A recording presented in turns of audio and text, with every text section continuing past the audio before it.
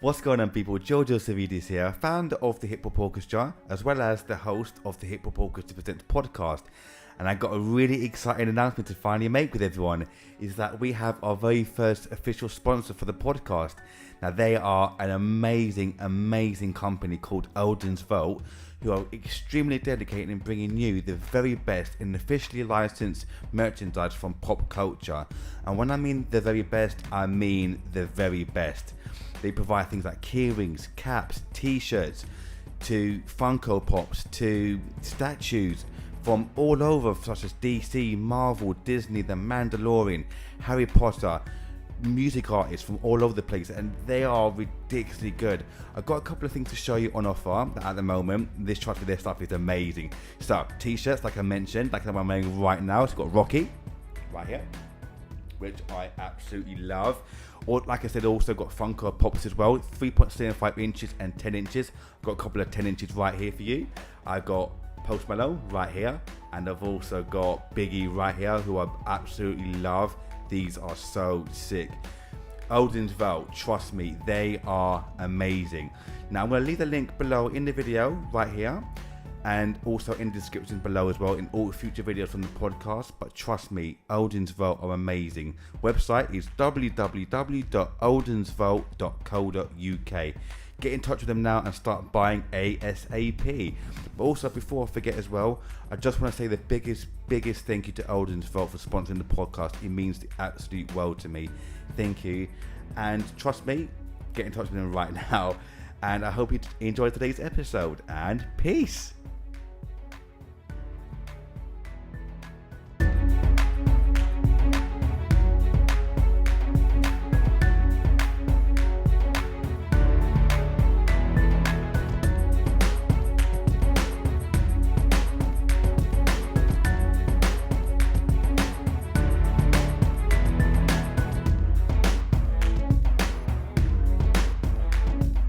People, welcome to another brand new episode of the Hip Hop Orchestra Presents. We're joined by an amazing guest today, Assistant Producer for BBC Two, Naomi Oiku. How are you? You okay? I'm good, thank you. How are you? Not too bad, thank you. Not too bad. How you been keeping? Been keeping busy? Yeah, it's really weird with lockdown because you either go one side or the other. Like, you're either really busy or things get really quiet. But yeah, I've sort of tried to keep myself busy because I think if you do it, you sort of keep positive as well. So yeah.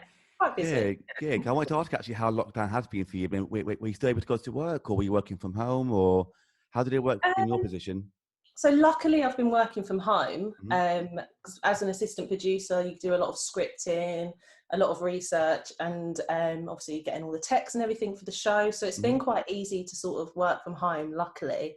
That's good. My producer's sort of gone in with the presenter. So we've given the opportunity for the presenter to choose whether they want to pre-record their show or they want to go in live.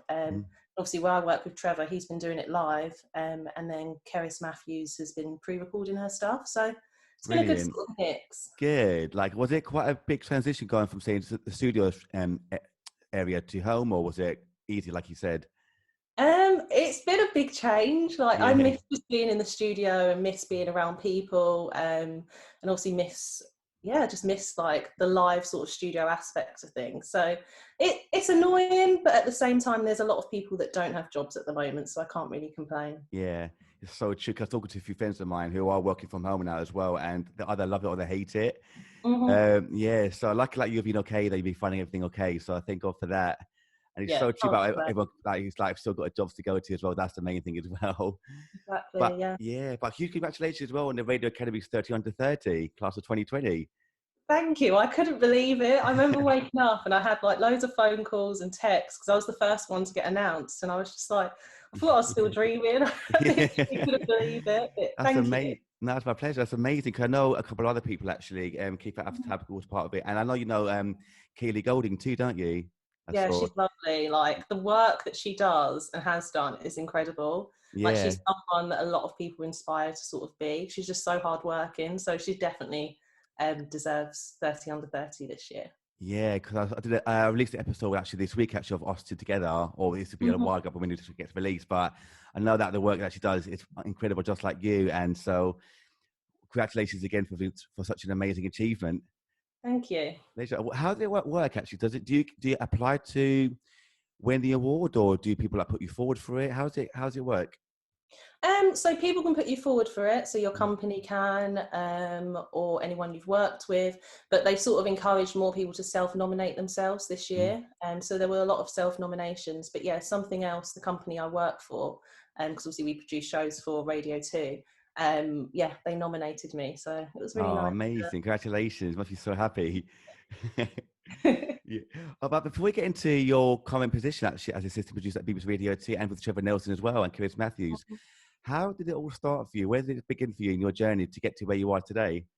Oh gosh, I don't know where to start. So I went to Southampton Solent University and literally had no idea what I wanted to do. I had an interest in media, didn't have any interest in radio. Obviously I listened to radio with my family in the car, like on the way to school and stuff. But then when I got to uni, you obviously sign up for different societies, and I was like, oh, I'll sign up for this, sign up for that. And student media was the society sort of that stuck out to me. So I joined my student station and sort of got experience there. I was head of music in my first year, assistant station manager, and then I was station manager as well in my final year. And then I sort of really fell in love with radio when I first attended an SRA conference. So that's for the Student Radio Association. And it was just meeting different people, networking, and actually seeing like where you could potentially go working in radio. Because there's so many different areas you can work in. There's like marketing, producing, presenting, like the list could go on. So yeah, I sort of fell in love with radio then, and then I was the president of my students' union for 2 years, and that sort of gave me more experience within the industry as well. So it sort of, I still got involved with student radio. I was the South East regional officer for the Student Radio Association, so I sort of went to conference, wanted to get involved with the committee. And then I was marketing officer the following year, and then I was like, right, let me do something big. So I sort of applied to be the chair of the Student Radio Association. So I was the chair for 3 years. I literally finished this July. And yeah, that's sort of the experience I have within student radio. And then I was at Virgin Radio for a year as an assistant producer. But prior to that, I sort of tried my best to get as much experience as I could in commercial radio, community radio and stuff like that. And then that sort of gave me the experience to apply for Virgin Radio. So I was there for a year, and then decided to become a freelancer for a bit. Had a meeting with Chris Skinner at Something Else, and it sort of went from there in terms of getting involved with Something Else and Radio 2. And there was a job available as assistant producer, so took that job, and yeah, I'm now working as assistant producer on, as I mentioned earlier, Rhythm Nation with Trevor Nelson, and then the Blue Show with Cerys Matthew. So yeah, it's sort of, yes, it's been like a crazy, I say a few years, but it's taken a while to get where I am, but yeah, it just takes perseverance and just, of course it does. Yeah, definitely. Because I wanted to get into actually being chair of the SRA and the presidency as well. I mean, how was it for you to be a member, be a chair of the SRA? How was that for you? It was challenging because I think being a leader or a manager, there are a lot of things that you want to change, within the industry, but then also within student radio as well. So it was a challenge, but I really enjoyed it. Like, I learned so much from being involved, and like, I met so many good friends that I'm good friends with now. So it was good. Yeah, can't complain. Good. Sometimes we learn the most, don't we, when we get thrown in the deep end for things, I realised. And have you taken some of those lessons that you learned when your time there to now, do you feel? Yeah, a lot of lessons. I've definitely got a lot more confident in myself and self-confidence, and sort of making you believe that you can get where you want to be if you put the work in. And also, like, working with a team of people that have the same passion as you is like really enjoyable. See, we all enjoy radio, we all enjoy audio, so it was kind of, yeah, it was really good to sort of work with people that have the same interest and the same passion as well. 100%. And you being obviously, like you mentioned as well, about being president of the Students' Union for a couple of years as well. How was that for you as well? That was probably more challenging than being chair. So it prepared me for being chair and working with different people. And it also gave me the opportunity to stay within student radio as well, and just learn a bit more. Because I felt like when I graduated university, and I'm sure a lot of people can relate, you don't really know if you don't really know where to start or what to do, and going into the real world. So those 2 years sort of prepared me to go and get the experience in radio, because it's really hard, because getting work experience, sometimes it's unpaid. A lot of companies are now starting to pay people, but at the time you needed to sort of make a living, but then also gain that experience. So yeah, it was all good. It was good. I know all about the work experience situation as well. So we've all been there as well. And like you said, now they're starting to pay people for that kind of internship. But I know exactly about getting that work experience. Such a difficult thing, wasn't it? Where, like you said, you need to earn a living, make a living, yet you need that experience, don't you? And what kind of, you mentioned about your time at Virgin as well, and Roundhouse, and also about the Roundhouse as well. I forget. Yeah. Now I looked into your history, like, wow, there's so much. Wow. Were they also internships as well? Are you talking about Roundhouse, Virgin as well, or were they paid jobs for you? So Roundhouse was luckily a paid job. So I was a broadcast assistant there. Yeah. And it was really good because I was working with a team of women, which was really good. Because Nikki Logan, who was the former station manager at Roundhouse, she was very, she wanted to empower women and get more women into the industry. So it was good to work with a strong sort of team of women. So that was paid, luckily. Oh, my dog is barking. That's okay. I can't hear it. It's okay. Okay, that's it's fine. And then, so Virgin Radio, I sort of started off getting experience and going and getting work experience. And then that became a paid role. So I sort of applied for the assistant producer role that had come up. Brilliant. Can you hear my dog? Just a little bit there, but you know what? It's like I've got buildings next door, so it's even worse for me. 2 seconds, sorry. No, it's about your thing. It's fine.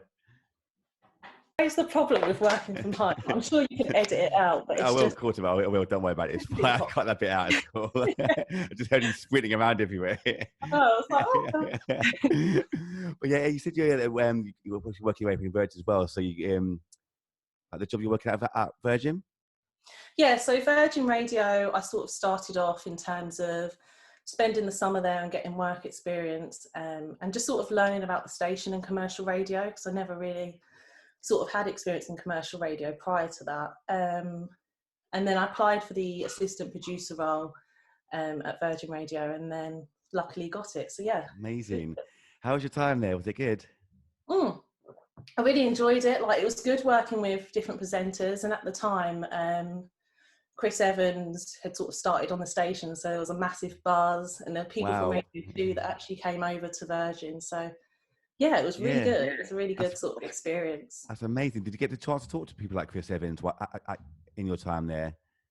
Chris Evans was lovely. Like, I got to speak to him because I sort of started at 10:30, and that was just as he was finishing, and like the sort of rush and everything was sort of over from the breakfast show. But yeah, it was really good. I obviously got to meet him, got to meet his team, because he brought a lot of his team over from Radio 2. So yeah, it was a good that's brilliant. And did you learn a lot of lessons at your time? Did he give you kind of great advice as well about how you can kind of do your work properly or organize yourself and so forth? Did he really help you out? Yeah, so I like, obviously when I did sort of speak to him, he did sort of say, like, obviously he's put a lot of work in over the years, and it's just, perseverance is key, and it's just sort of aiming and striving for where you want to be. And it was just seeing him be a presenter and sort of watching him do what he did sort of helped me get where I am now, if that makes sense. It really, really does. I know, because I've had some great advice myself over the years from such amazing people in my life. So I know exactly what it's like to get that kind of advice from someone who's been doing it for so long, about that perseverance as well, and never giving up, learning as much as you can, working hard. It's really true.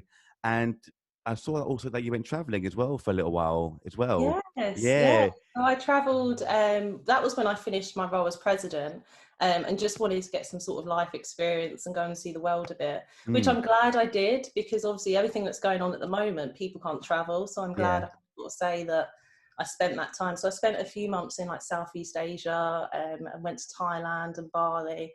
And that was kind of good in terms of, like, because I used to suffer with anxiety really bad when I was president. So it was really good it was really good to take myself out of my comfort zone. And I think traveling sort of done that, and meeting other people, and even like seeing how other people live, because obviously living in the UK, we are extremely lucky. So seeing other people and what they sort of experience on a daily basis, it's like, it makes you appreciate life a bit more. So Yeah, it Yeah, really definitely does. grew as a person. Really does. I mean, did you go by yourself or with friends or family or partner? Who did you go with in the end? So my friend was traveling with her friend, so I went to meet her for a bit.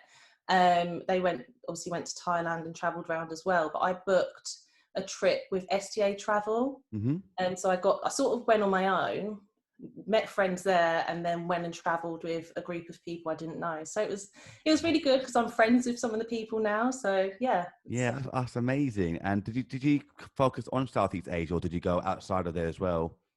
So I started in Thailand, and we went to Cambodia, Mm, Vietnam, Laos, and then I stayed a bit longer and went back to Thailand, and then went to Bali, went to Singapore as well, and then travelled amazing. home from there. So That's yeah. so good. That's so good. And did you have any did you have any kind of favorite countries in that region that you really remember? Or you remember the whole I experience obviously, but Oh, I loved Bali. Like I Mhm. spent 3 weeks in Bali. Like it's just such a beautiful place to go. Mm, So, yeah, yeah. I loved it. Like I'm thinking about it now. I'd love to be there. Oh, I can imagine. 'Cause I know Yeah. a lot of my friends and family been done this exact same thing about their traveling in Southeast Asia, Mhm. Thailand, Bali, and so forth. And they all said Bali as well, obviously Thailand as well. But a lot of them have said how like beautiful Bali really is. They said, and they it was one of the best times of their lives. So that's something that I kind of wish I did now because I wasn't in there. I've never been there. I love obviously visiting other places and countries and so forth, see how the people live as well. But at the same time, the whole traveling thing never really interested me until now. So Yeah. I do Mhm. kind of wish I did that kind of whole traveling thing. I was always working, so I didn't really get the time to do it. But no, I wish I did it now. So, but I'm so glad you enjoyed it though.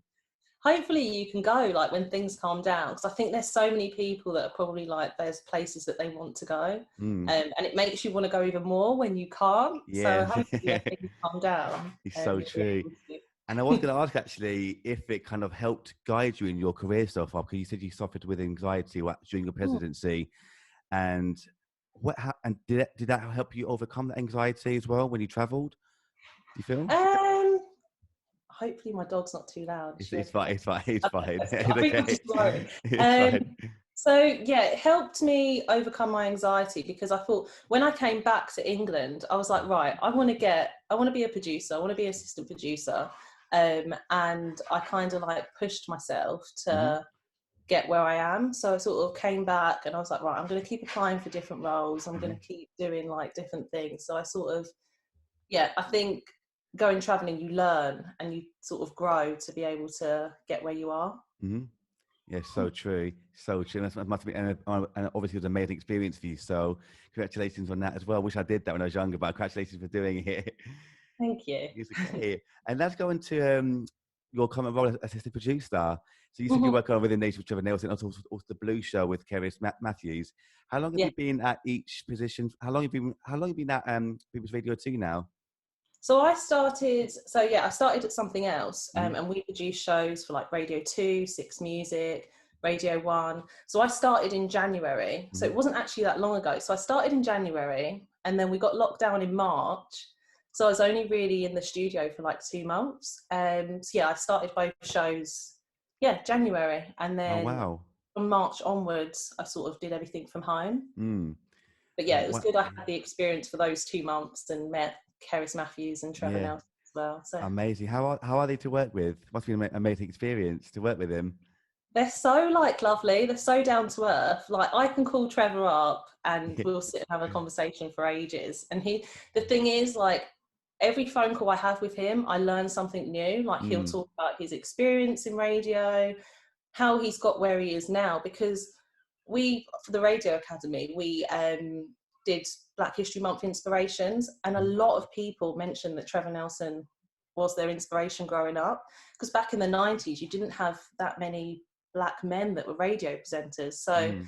for young Black people to see a presenter who is like, he's got so successful from MTV to One Extra to Radio 2, to see someone do that sort of inspires a lot of people. And I think he's so humble. Like he Mm. knows he's good, Yeah. but he's just like so chill about it. Like he's just great. He is great. 'Cause I've been such a huge fan of his for the longest time now, Mhm. and I think obviously we all grew up listening to his work as well. He was amazing. Still is today, like he's so good, and like you say, he knows he's good. But hearing that he's so humble as well now makes him even nicer, because I'm sure we've all met people who have been in such amazing positions, but they've turned out to be something else. Yeah. But I'm not going to mention names, but No.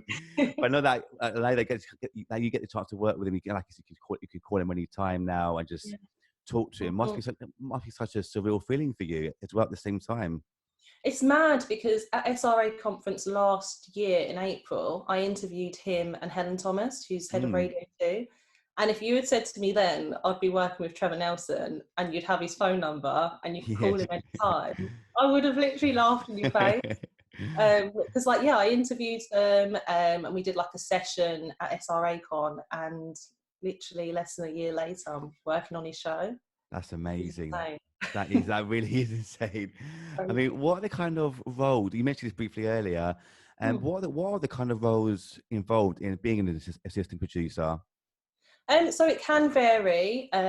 With me, I work on a specialist music show. So I prepare the script for both Cerys and Trevor. We edit any features that we have because he has 5 seconds to name. I'm trying to think what else now. It's just basically, as an assistant producer, you've got to be really organised. You've got to be on it to support the producer. So in like a live studio setting, Claire, the producer, well, she was the producer at the time, but it's Gaynor now for Trevor Nelson. She'll be like, can you do this? Can you quickly grab this song? Like there's a lot that goes on behind the scenes that are not a lot of people realise when obviously you listen to the presenter.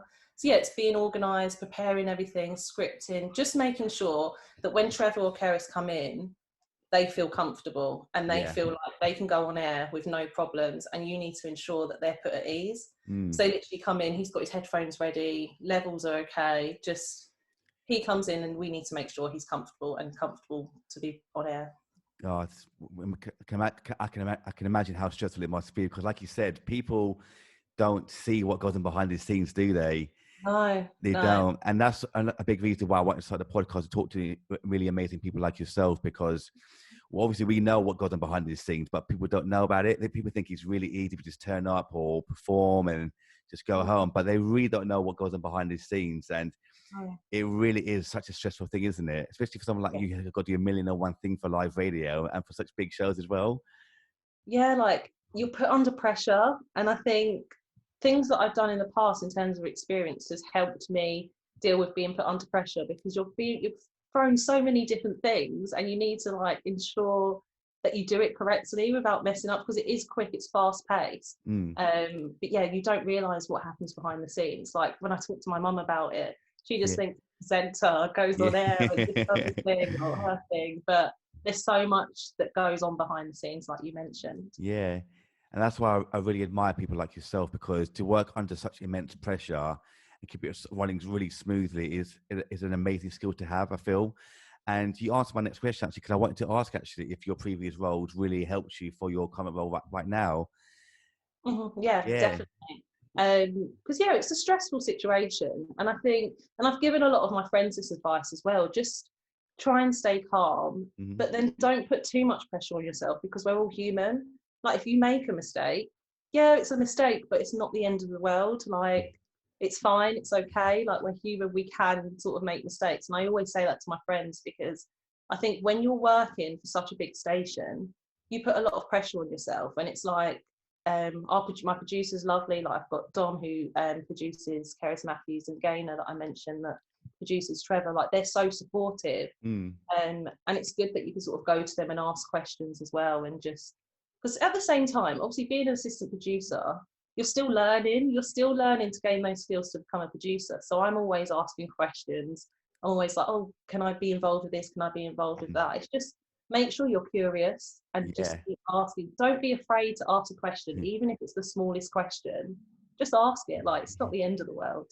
That sounds so like me, because that's exactly like me, because I feel like I've kept that kind of childlike curiosity about things. I'm always asking a million questions about one thing, and I realize a lot of people when they grow up, especially, that they lose that kind of curiosity, don't they, to ask questions or find things out, and they'll rather just do a normal job rather than ask and find out things.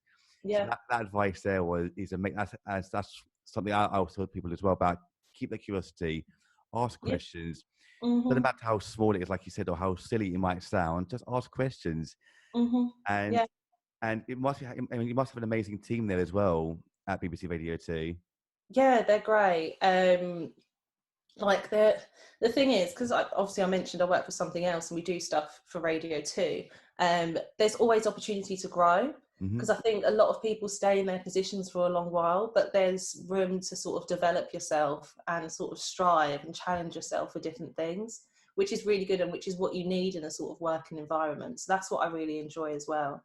Definitely. And you can get involved with stuff like podcasts and different things. It's just like, if you put that effort in and you strive to do more, then they'll like welcome you with open arms. That's so good. Because I wanted to ask you actually as well about that, the next steps for you actually as well. And what have been the kind of next steps that you would like to work towards in the future? So when I was at uni, I never would have wanted to be a leader or a manager, but I love helping people grow and developing people and supporting people. So I think the next step would be producer. But even I want to get onto like a management level and be an exec producer or a content director of a station. Like obviously that's going to take a lot of work to get there, but there's not a lot of women in management and senior positions within the industry. So I want to get to those positions and empower the younger generation sort of coming through as well, and to make younger people think like it is possible to get into higher positions. Of course it is. Of course, like you said, it's not many women, unfortunately, in those positions. And what you just said there about wanting to do that yourself is something I really admire. That's incredible. And you mentioned, go back to what we said earlier about Roundhouse, about your time there as well. I used to work at Roundhouse as well. Oh, And did you? yeah, I was there for about a year and a Such a half. small world, isn't it? We probably went bumped into each other at one point. Probably. Yeah. I remember, obviously, she slipped my mind now, but the person you work with, she slipped my mind Nikki now. Logan, so Nicole Nicole Logan, Logan. yeah. Nicole Logan, yeah. I remember her now about doing this thing, sort of thing when I was there.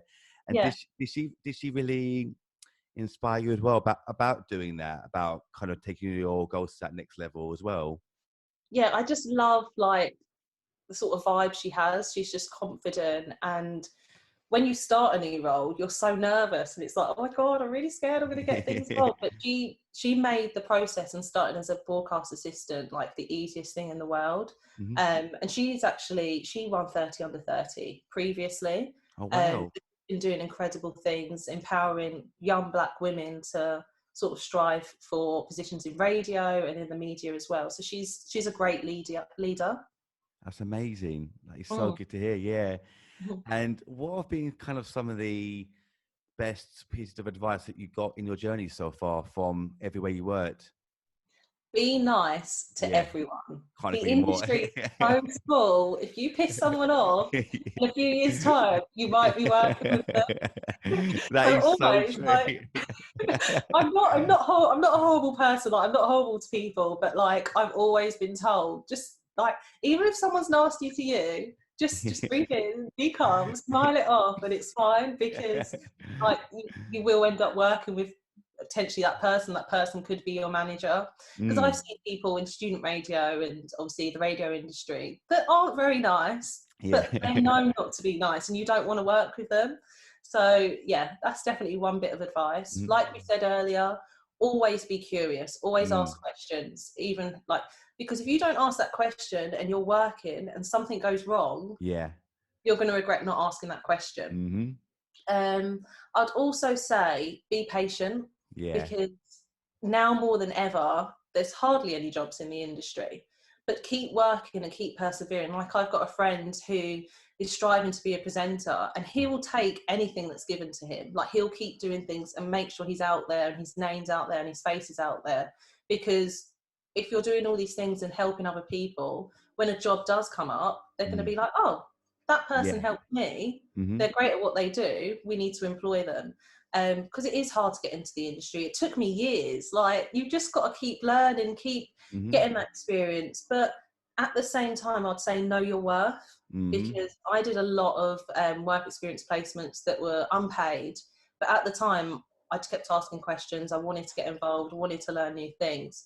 But knowing your worth and not doing too much for free, if that makes sense. You know when you're going to do placements and you're actually learning things and they're teaching you how to use software and being in the studio. But then there's also some placements where you're just sort of sat around making tea and coffee, which is great, but make sure you're learning and you're going away from that work experience placement being like, right, I've learned this and I'm going to take this to the next step. Definitely. I couldn't agree more with everything you just said there. You really hit the nail on the head there about being nice, being patient, asking questions and knowing your worth. I could not agree more, because that's exactly what I tell to people as well, about those exact same things. So it's so nice to hear someone else say the same thing as well about those things. It's so lovely to hear. Good that you agree. You think?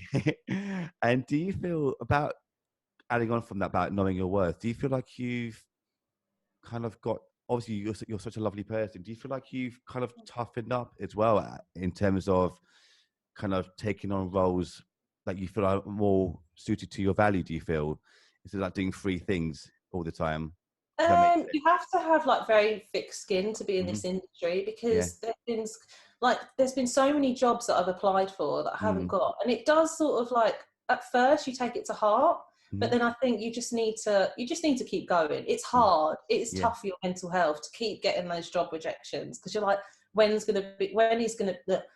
I going to have my break? And that is really tough. So I would say, like, it's hard. It's so hard to say to someone, just keep going, because you're going to keep applying for those positions. And sometimes you might be successful, but sometimes you're not. So I think it's being able to take those rejections, but not take them to heart. It's so true. It's so true. And what have been some of your sort of favorite moments so far in your journey that you've really remember really vividly? There's so many. I would say interviewing Trevor Nelson and Helen Thomas, to then be working on his show the following year, because I never thought that would have happened. But I think it was just, he liked me as a person. I hate talking about myself, but he liked me as a person and the way I was. And the thing is, when you work with presenters, you just need to treat them like human beings. Like, they're famous, but they're also human as well. So I think he enjoyed, or he liked the fact that I just spoke to him like a normal person, if that makes sense. It does. Career highlights. I think being elected as president was a big thing. It's a big thing for my self-confidence that people voted for me and trusted me to be in that position. And that was the same for chair as well, because I was chair for 3 years. 3 years is a very long time, but I wanted to leave the organisation in a place that I felt comfortable with. A lot of people do a year or do 2 years, but I sort of like persevered and did 3 years, because I wanted to empower more women, because when I first started, there were hardly any women on the committee. And at the moment, I'm supporting the SRA with Black Voices Matter and their campaign. So obviously everything that's happened this year with obviously George Floyd, we need to empower more Black people to get into the industry. There's not enough. Like, we're working hard to get more women, but there's also the platform to get more Black people as well in the industry. So that's been a career. I wouldn't say it's a highlight, because it's coming from a negative, but it's turning that into a positive and empowering and encouraging more people to get involved. I saw that Mr. Jan was also part of the SRA recently as well. Yeah. He was the chair of the awards this year, which was incredible, because obviously he's gone from Radio 1 for 15 years, and I follow him on social media, and his story growing up, like, he's another man or a Black man that a lot of men would aspire to be and aspire to be in his position. So he's done incredibly well alongside Trevor Nelson as well. So it's amazing that he agreed to be chair of the awards, and obviously he moved global as well, which was a massive move. It was. I've loved Mr. Jam. I've been such a huge fan of his as well for so long now, and he's such a lovely guy as well, though. And so down to earth. He really is. And for someone like in his position to be on the head of SRAs now as well and be a part of the awards and the whole thing is just amazing. It really, really is. It's good progress, isn't it? It really is good progress. But I love to finish on a positive note like that. It's such a good way to finish. So thank you so much for an amazing episode today, Naomi. Love to chat to you. And how can people find you on the socials? So it's at Naomi Oiku. So Naomi, Naomi, and then Oiku. So at Naomi Oiku. Lovely. Thank you so much, Naomi. And have a lovely day, okay? You too. Thank you. Take care, everyone. Bye.